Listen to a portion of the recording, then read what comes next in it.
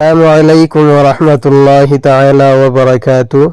সম্মানীয় দর্শক শ্রোতা, আজকের এই ভিডিওতে আমরা জানব যে 19টি কারণে নামাজ ভঙ্গ হয়ে যায় সেই 19টি কারণ আমরা জানব।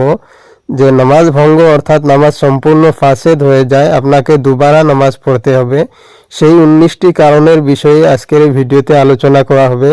সুতরাং ভিডিওটি না টেনে সম্পূর্ণ দেখে নেবেন। তো চলুন ভিডিওটি আরম্ভ করা যাক। 19টি কারণে নামাজ ভঙ্গ হয়ে যায়, তার মধ্যে 1 নম্বর কারণ রয়েছে নামাজের ভেতর কথা বলা।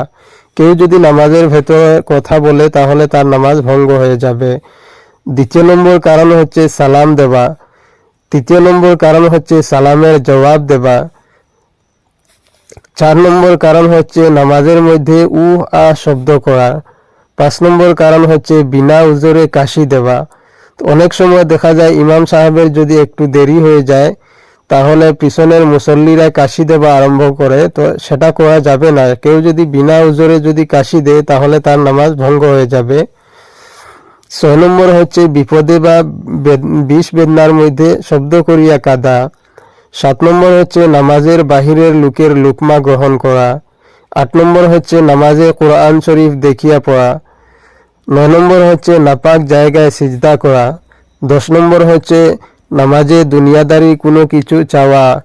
11 নম্বর হচ্ছে পানাহার করা। 12 নম্বর হচ্ছে আমলে কসির করা। আমলে কসির সেই আমলটিকে বলা হয় অতিরিক্ত যেটি আমল, যেটি ধরেন নামাজের মধ্যে যেই আমলটি নেই সেই আমলটি কেউ যদি করে তাতে করে তার নামাজ ভঙ্গ হয়ে যাবে।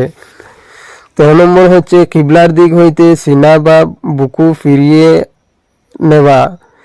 14 নম্বর হচ্ছে ইমামের আগে মুক্তাদিগণ দাঁড়ানো। 15 নম্বর হচ্ছে প্রতি রুকুনে 2 বারের বেশি শরীর চুলকানো। 16 নম্বর হচ্ছে নামাজে শব্দ করিয়া হাসা। 17 নম্বর হচ্ছে 3 তসবিহ পরিমাণ সময় সতর খুলিয়া থাকা।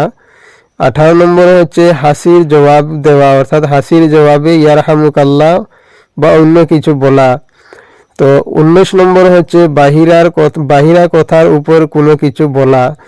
তো প্রিয় দর্শক, এই ছিল নামাজ ভঙ্গ হওয়ার 19টি কারণ। নামাজ ভঙ্গ হয়ে যাবে তার মানে হচ্ছে আপনার নামাজ ফাসেদ হয়ে যাবে। কেউ যদি এই 19টি কারণের মধ্যে থেকে কারো যদি নামাজের মধ্যে একটি কারণ পাওয়া যায় তাহলে তার নামাজ হবে না। সুতরাং উনি আবার দুবারা ওনাকে আবার নামাজ পড়ে নিতে হবে।